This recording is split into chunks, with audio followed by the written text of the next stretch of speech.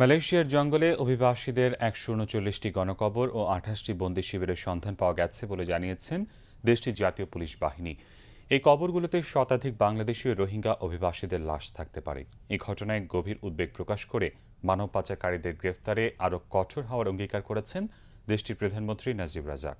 বিস্তারিত ডেস্ক রিপোর্টে। থাইল্যান্ডের সীমানা থেকে ৫০০ মিটার দূরে মালয়েশিয়ার পেরলিস প্রদেশের গভীর জঙ্গলে মানব পাচারকারীদের ২৮টি বন্দি শিবিরে অন্তত ১৩৯টি গণকবর শনাক্ত করা হয়েছে। এসব কবরে ঠিক কতজনের লাশ থাকতে পারে সে ব্যাপারে নিশ্চিত তথ্য দিতে পারেননি দেশটির পুলিশ প্রধান খালিদ আবু বকর। তবে কবরগুলো থেকে মরদেহ উত্তোলনে পুলিশের একটি দল ঘটনাস্থলে পৌঁছেছে বলে জানিয়েছেন তিনি। এর আগে গতকাল দেশটির গণমাধ্যমগুলো জানায় এই কবরগুলোতে শত শত বাংলাদেশি ও রোহিঙ্গা অভিবাসীর লাশ থাকতে পারে।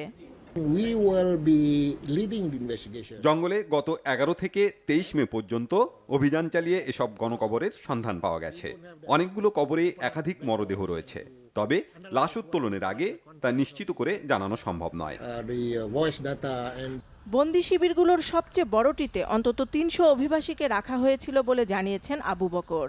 চলতি মাসের শুরুতে থাইল্যান্ডে পাওয়া গণকবর থেকে ১০০ মিটার দূরেও একটি কবর পাওয়া গেছে বলে জানান তিনি। এ ঘটনায় গভীর উদ্বেগ প্রকাশ করেছেন মালয়েশীয় প্রধানমন্ত্রী নাজিব রাজাক। অভিবাসী ইস্যুটি এখন আমাদের সামনে সবচেয়ে বড় চ্যালেঞ্জ। আমি মনে করি এটা কেবলমাত্র আসিয়ানভুক্ত দেশগুলোর সমস্যা নয়, এটা একটি আন্তর্জাতিক সমস্যা। তাই এর সমাধানও আন্তর্জাতিকভাবেই হওয়া উচিত। এদিকে নিজ দেশের সীমান্তের কাছে মালয়েশিয়ায় গণকবর পাওয়ার পর কারাগারে আটক ৭৭ মানব পাচারকারীদের মধ্যে ৪৬ জনের বিরুদ্ধে নতুন করে আন্তঃসীমান্ত অপরাধের দায়ে অভিযোগ গঠনের সিদ্ধান্ত নিয়েছে Thailand police. Shakila Sultana, Banglavision news desk.